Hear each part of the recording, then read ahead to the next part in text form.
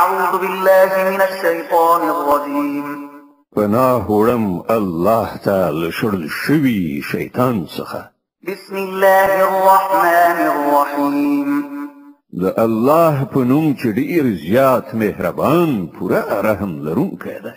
إني وجهت وجهي للذي فطر السماوات والأرض حنيفا وما أنا من المشركين. ما خو یو لوري ته په میلان کولو د هغه ذات خواته مخړولای دی چې هغه ځمکه او اسمانونه پیدا کړي او زه هیڅ کله له شرک کوونکو څخه نه یم. وحاجه قومه قال أتحاجوني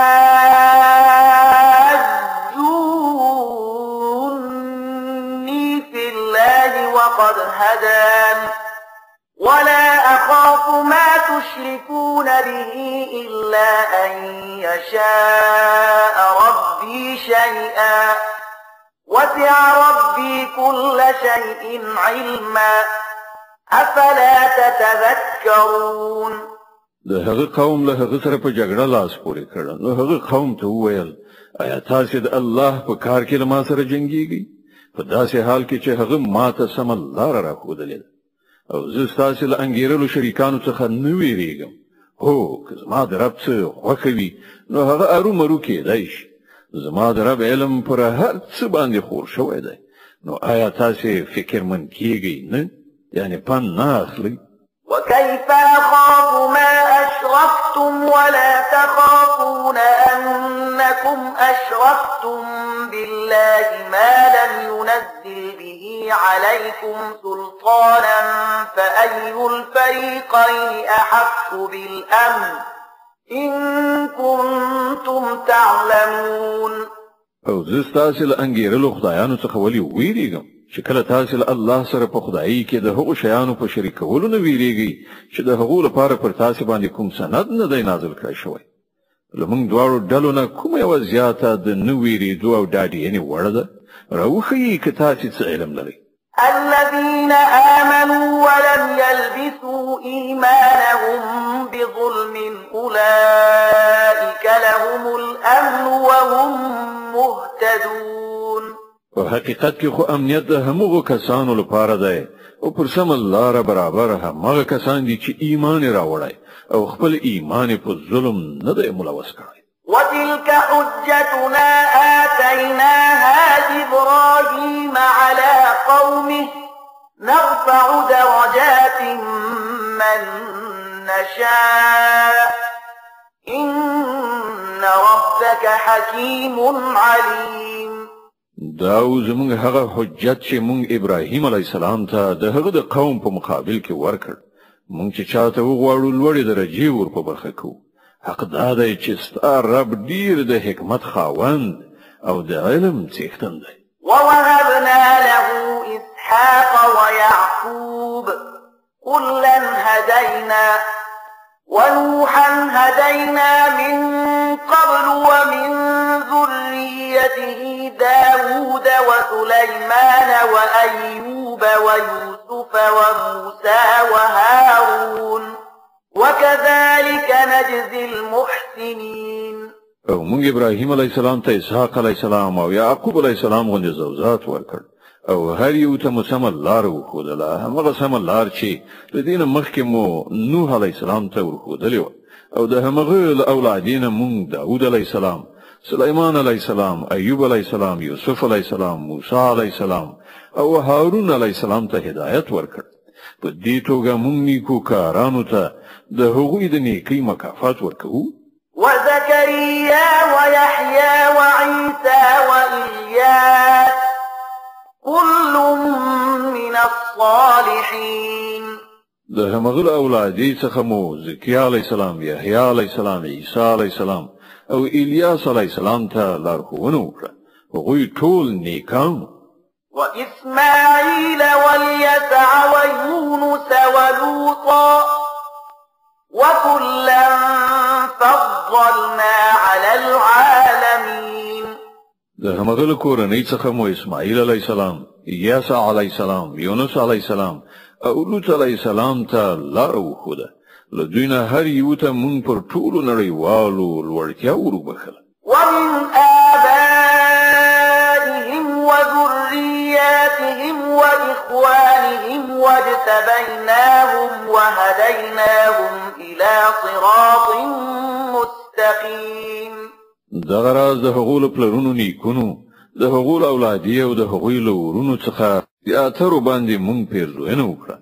هغوی مو د خپل خدمت لپاره غوره کړل او هغوی ته مو د سمې لارې ښوونه وکړه. ذلك هدى الله يهدي به من يشاء من عباده ولو أشركوا لحبط عنهم ما كانوا يعملون. دا د الله هغه هدایت ده په هغه سره چې هغه له خپل بندگانو څخه چاته وغواړي لارښوونه کوي. خو کله هغوی شرک کړی وای نو د هغوی ټول عملونه به عبث ګرځېدلي وای. أولئك الذين آتيناهم الكتاب والحكم والنبوة فإن يكفر بها هؤلاء فقد وكلنا بها قوما ليسوا بها بكافرين. دا همغه کسانو چې موږ ورته کتاب، شریعت او پیغمبري ورکړي و. اوس که دا خلک د هغه له منلو څخه انکار کوي نو پروا نشته. مونږ څه نور خلکو ته دا نعمت ورسپارلی دی چې له هغه څخه منکران نه دي. أولئك الذين هدى الله فبهداه مقتده قل لا أسألكم عليه أجرا إن هو إلا ذكرى للعالمين. اے محمد صلی الله علیه وسلم هغه کسان د الله له لوري هدایت میندونکي د همغو پر لار ته هم لاړ شه او وایه چې زه د دې تبلیغ او لارښوونې په وظیفه له تاسو نه د کوم اجر غوښتونکی نه یم. دا خو د ټولو نړیوالو لپاره یو عمومي نصیحت دی. وما قدر الله حق قدره إذ قالوا ما أنزل الله على بشر من شيء قل من أنزل الكتاب الذي جاء به موسى نورا وهدى للناس تجعلونه قراطيس تبدونها وتخفون كثيرا وعلمتم ما لم تعلموا أنتم ولا آباؤكم قل الله ثم ذرهم في خوضهم يلعبون.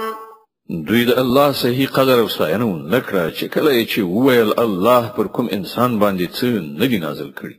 د دوی نه پوښتنه وکړه نو بیا هغه کتاب چې موسی علیه السلام را وړی و چې د ټولو انسانانو لپاره روښنايي او هدایت و چې تاسو هغه ټوټې کوئ، لږ څه ښکاره کوئ او ډېر څه پټوئ او د هغه په وسیله تاسو ته هغه علم درکړی شو چې نه له تاسو سره و او نه ستاسو له پلار نیکه سره.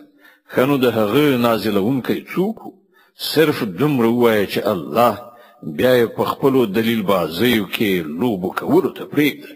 وهذا كتاب أنزلناه مبارك مصدق الذي بين يديه ولتنذر أم القرى ومن حولها والذين يؤمنون بالآخرة يؤمنون به وهم على صلاتهم يحافظون.